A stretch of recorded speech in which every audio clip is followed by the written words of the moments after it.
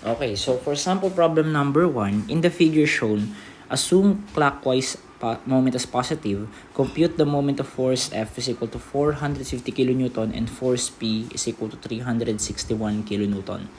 About points A, B, C, and D. So in this case guys, about point A and B lang yung gagawin ko. For your assignment, please find the moment about point C and D naman. O yan, practice problem nyo yan. Okay, practice problems nyo yan guys. Now, in this case, mamasin nyo, dalawa kasi force natin dyan.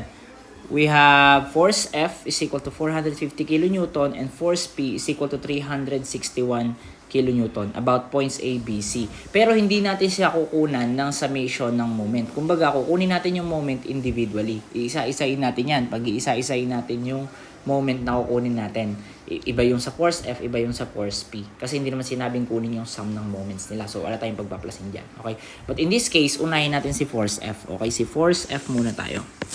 Okay? Now, in this case, kay force F, hindi ba siya ay naka-incline? Ngayon, sir, paano po yan? Wala po tayong given inclination. Tingnan nyo guys itong, grid. Diba this is 1 by 1 unit? Meaning, isang unit ito. Tama? So, pagka tingnan nyo yung grid ni so this is 1, 2, 3, 4. Yung run niya, tama? And then yung rise niya is 1, 2, 3. So, in this case, ang slope natin dyan, lilitaw na ang slope ni, ang slope ni force F mo, sige, i-redraw na nga lang natin dito. Ang slope ni force F mo is equal to 4, 3, 5. Tama? Kasi tama lang ba na ang slope ng 3 square plus 4 square, ilan yun? So, this is 5. Okay, this is 5. This is 3. This is 4. Okay, in this case guys, ay yung slope ng force F natin. So, ito yun, yung slope natin na to. So, this is, sulat ko na nga lang din. This is 3, this is 4, this is 3, and then this is 5. Okay, ngayon, subukan natin magte-take tayo ng moment dito. But in this case, sir, paano yun? Ala naman tayong perpendicular distance dito. Makukuha ba natin yan? Makukuha natin yan by triangle. However, meron tayong isa pang way kung paano ba natin ma-identify yung mga forces natin nang hindi natin kailangan ng perpendicular distance. Kasi ang perpendicular distance ng force na to, eto, di ba? Pasin nyo, eto, di ba? Di ba yan? Di ba yan yung nakaka-create ng perpendicular distance? However, parang challenging kunin yan kasi paano yan? Paano yun, sir? Ganito guys, para mas mapadali, hindi ba, by principle of transmissibility, ang sabi, may sisingaw na component dito, di ba? May sisingaw na component dito, at saka may sisingaw na component dito. Tama ba? Lagi yung tatandaan guys, kunin nyo yung tail, okay? Kunin nyo yung tail ng pinaka-force. Ngayon, i-extend nyo ngayon yung pinaka-forces natin. Ibig sabihin, extend mo siya both sides. Ibig sabihin, by principle of transmissibility, as long as nasa iisang line of action ka, ano lang sabi? By principle of transmissibility or law of transmissibility, equal lang daw yung force mo along the same line of action. Ibig sabihin, kahit na hanggang dun pa yan, o hanggang dun pa sa kabila yan, okay, same lang yung magiging, same lang yung magiging force natin. So, technically, okay, pwede natin itong i-adjust din. Okay? So, ayan. Now, in this case, makaka-create na ba tayo ng perpendicular distance from A and from B? Okay? O from A and B. O for example naman, ito naman in-extend natin din. Extend natin doon hanggang dulo. Okay? So, equal lang yung magiging natin dyan. Ngayon, in this case ba, makaka-create na ba tayo ng perpendicular distance? For example, from A, makaka-create na ba tayo? Of course. Ayan o. Diba? And for dito naman, ayan. Okay, so ibig sabihin, okay na. Ang kailangan na lang pala natin gawin is palitawin si Fy, at palitawin si Fx. In this case, guys, this is equal to 450. Okay? 450, since y yung kinukuha natin, we have 3 over 5. Tama? Yun yung y component natin. So, we have 450, 3 over 5. This is equal to 270. 270. Yung fx naman natin is equal to 450 4 over 5. So, ilan ngayon yung magiging fx natin? Yung fx natin dito is equal to ilan? 4 over 5 naman yon. So, 4 over 5, this is equal to 360. Okay, since wala naman tayong unit, kasi naka-unitless tayo, walang unit ng force, walang unit ng distance. So, technically guys, unitless yung ating moment muna for this, Okay, so, basta force times distance yan. Ngayon, kung magte-take tayo ng moment about point A, okay, magte-take na tayo ng moment nag-take tayo ng moment about point A, considering daw na clockwise yung positive natin. Therefore, ano yung fx? Diba, pwede ko bang sabihin that this will be our dy, kasi yun yung distance ng y, at ito naman yung dx, kasi yun yung distance ng x, tama? Ngayon, pwede ko bang sabihin that the equation will be, fx dx plus fy dy. Okay? Pwede ba? O, tingnan natin. Okay. Yung fx natin, ilan yung magnitude? We have 360. Ayun o. So, we have 360. The problem is, wait lang pala, balikan ko lang. Laki. Wait lang. The problem is, ano pala yung magiging ikot niya? Tingnan nyo If dito tayo nag-take ng moment, okay, at ito yung perpendicular distance niya, at yung direction ng force mo is papunta doon. Papunta doon, di ba? Di ba papunta doon yung force natin? Papunta doon. Sa tingin mo, paano mag-iikot yan? Hindi ba iikot yan ng papunta dito? Pag ano, di ba? Di ba ganyan mag-iikot niya from point A? So, technically, that's counterclockwise. So, kung counterclockwise yan, therefore, ma-oppose niyan yung assumption mo na clockwise positive. So, yung fx mo, since that will rotate counterclockwise, therefore, negative 360. Negative 360. Ngayon, ilan yung distance niya? Ang distance niya, guys, bilangin nyo to. Bilangin natin to. This is 1, 2, and then 3. Tama? So, ibig sabihin, this is 3. Okay? Now, okay na tayo for fx. For fy naman, na 270, tingnan nyo din kung paano yung mangyayari. Okay? If ito yung ating force, if ito yung ating force, ito yung force natin, at dito ka magte-take ng moment, paano siya iikot? Di ba iikot naman siya pag ganun? Tama? So, ibig sabihin, counterclockwise din. So, negative na naman yan. So, this is negative 270. Ilan ngayon yung distance na to? Yung perpendicular distance na yan. So, 1 lang. So, this is 1. So, ilan ngayon yung moment natin at A? So, negative 360 times 3 minus 270 times 1. This is equal to negative 1,350. So, this is negative 1,350. Okay, negative 1,350. Wala palang unit yan. Since negative yan, pwede ba natin i-rewrite yan? Ano yung assumption mo? Clockwise positive.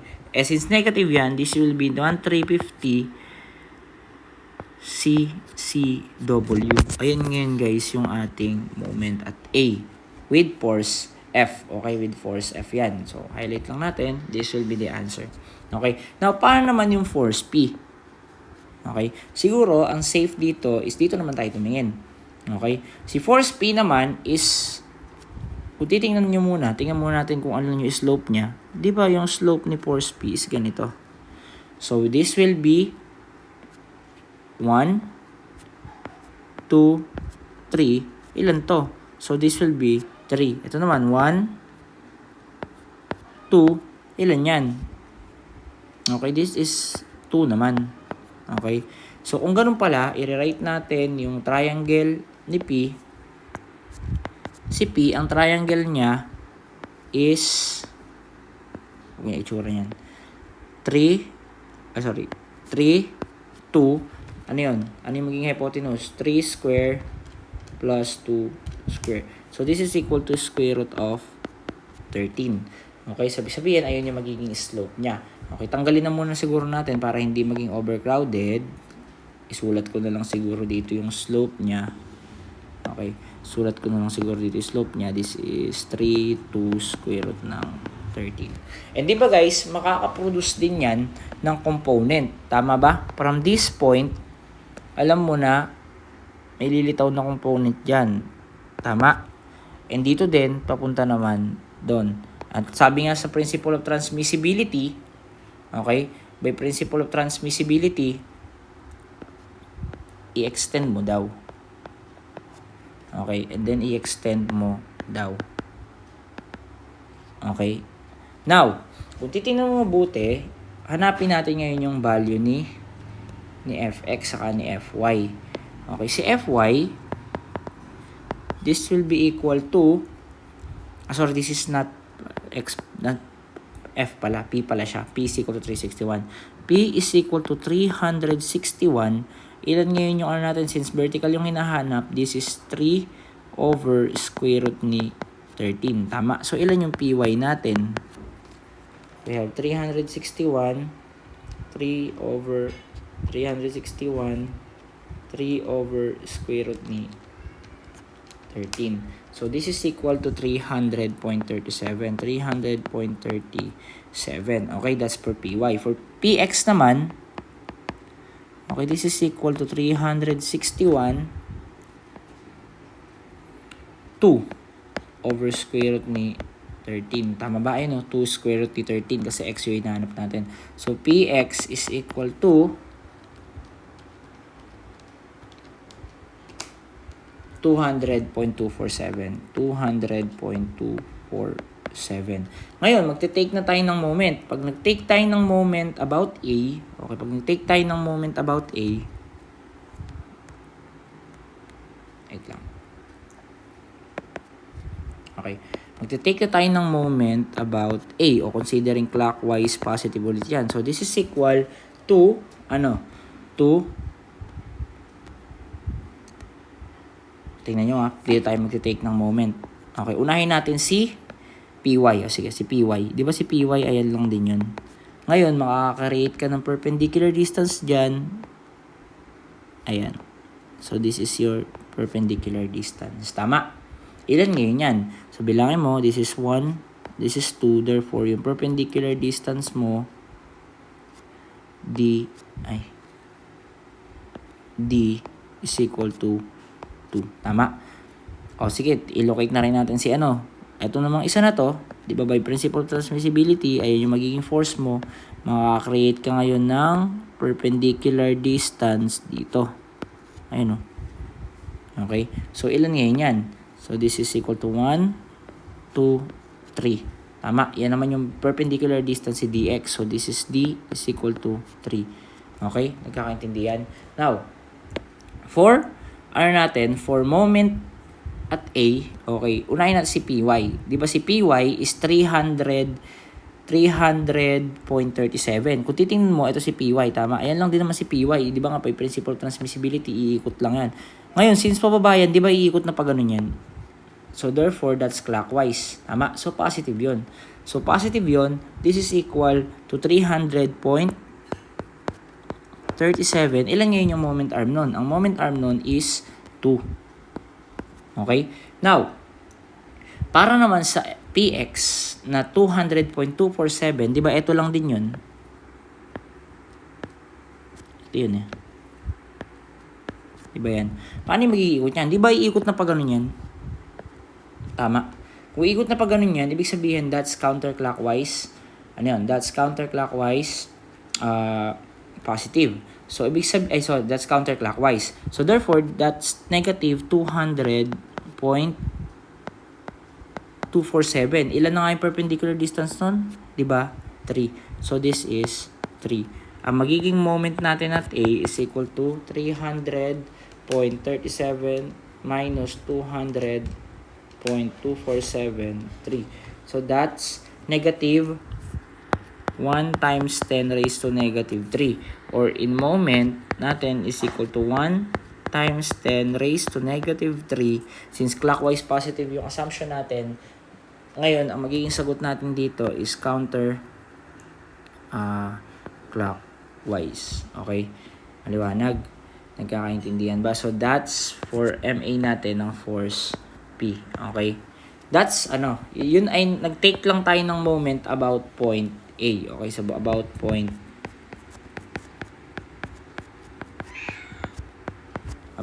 A. Siguro pala, ganito. Pag-practicean nyo na lang, paano pagka sa ibang point kayo kumukuha. Okay? Paano pag sa ibang point? For example, yung point B. Pagka nag-tinake mo yung point B, pag tinake mo guys, nag-take ka ng moment sa point B, ang kino-consider mo muna for example is yung force A. Okay, yung force ni A. Tingnan mo lang mabuti. Okay? Ibig sabihin, ito yung kulay green naman. Green. Palitan ko ng green. Ano yung mga magiging perpendicular distance niya? Hindi ba ang magiging perpendicular distance na to is ito naman. For Fy, ayan yung perpendicular distance mo kung sabi ka. For Fx naman, di ba, ito lang din yun. Ito yung Fx mo, di ba, yun yung Fx mo. Edi ito yung perpendicular distance niya. Okay? So, ibig sabihin, yung force na Fx, dun mo lang din mo-multiply. Ang magkakatalo na lang is yung rotation, kung paano kayo mag-assume na rotation. So, yun na lang muna siguro para mas marami pa tayong may example. Okay? So, that's for sample problem number 1. Pakisolve yung, for your assignment, pakisolve ito, yung at B. Paano naman pag dito ka nag-take ng moment, paano naman kapag ka sa C ka nag-take ng moment. For both force F and P. Okay, that's for sample problem number 1.